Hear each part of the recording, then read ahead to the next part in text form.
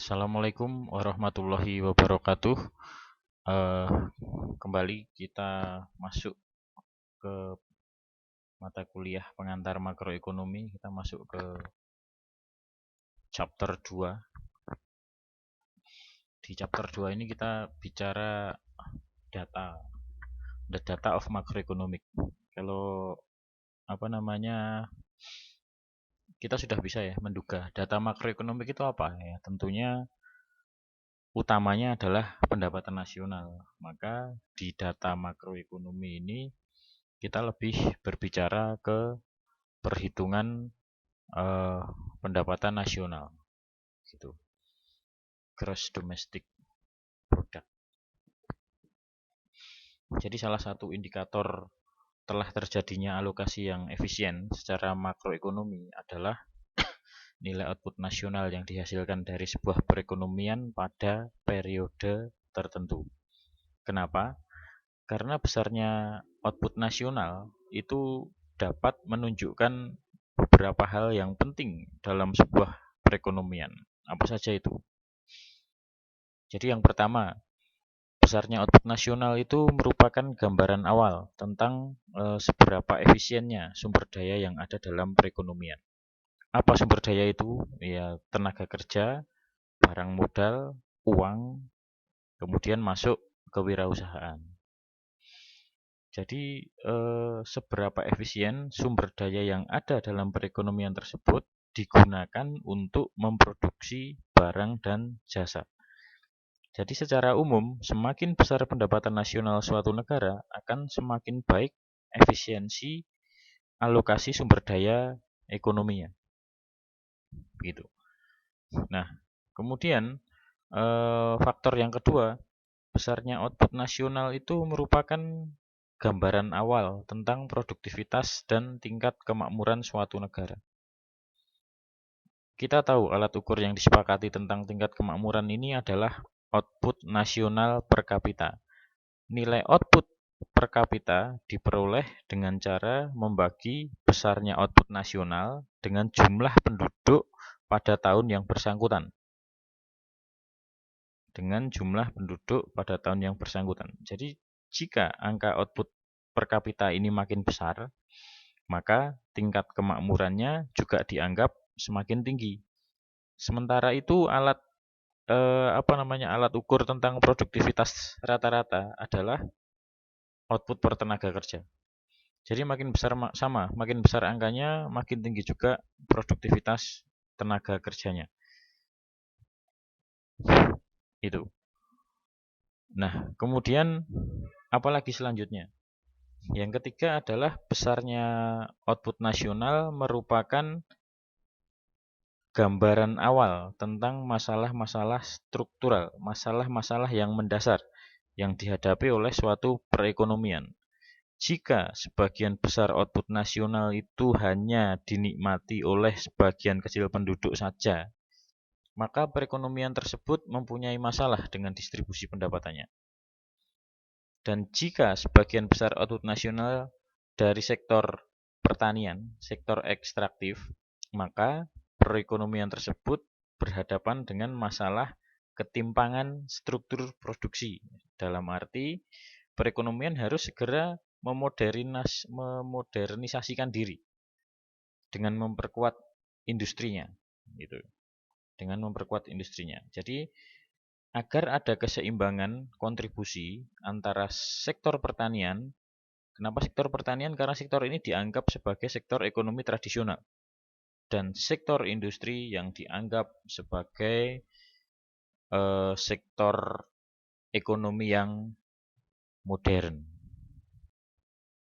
Nah, itulah sebabnya mengapa perhitungan output nasional itu, atau yang lebih kita kenal sebagai pendapatan nasional, merupakan pokok pembahasan awal dalam teori ekonomi makro.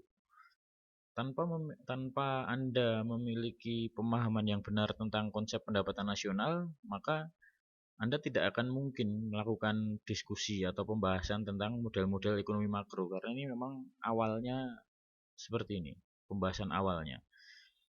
Apalagi kalau misalkan kita bahas tentang analisa kebijakannya, ini makin bingung lagi.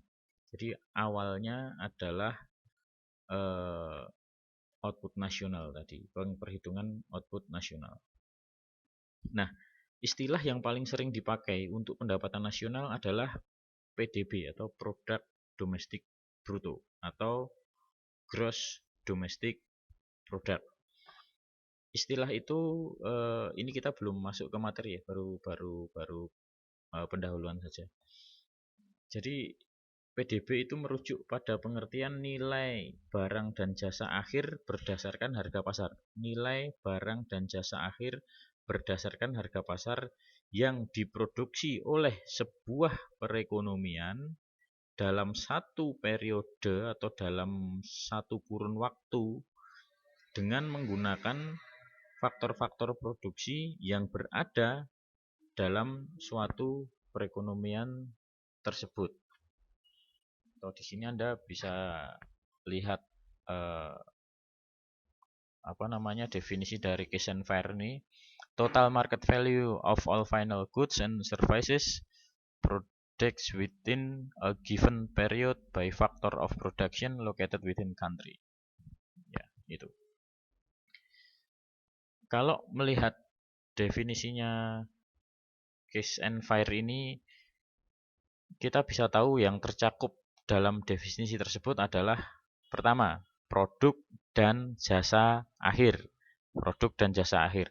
Dalam pengertian bahwa barang dan jasa yang dihitung dalam PDB adalah barang dan jasa yang digunakan end user, yang digunakan pemakai terakhir.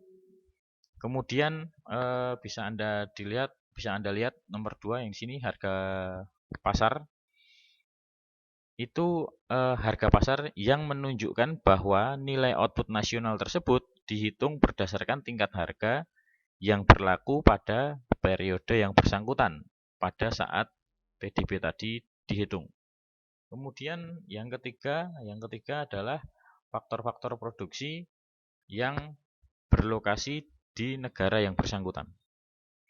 Dalam arti perhitungan PDB ini tidak mempertimbangkan asal faktor produksi, tidak mempertimbangkan asalnya.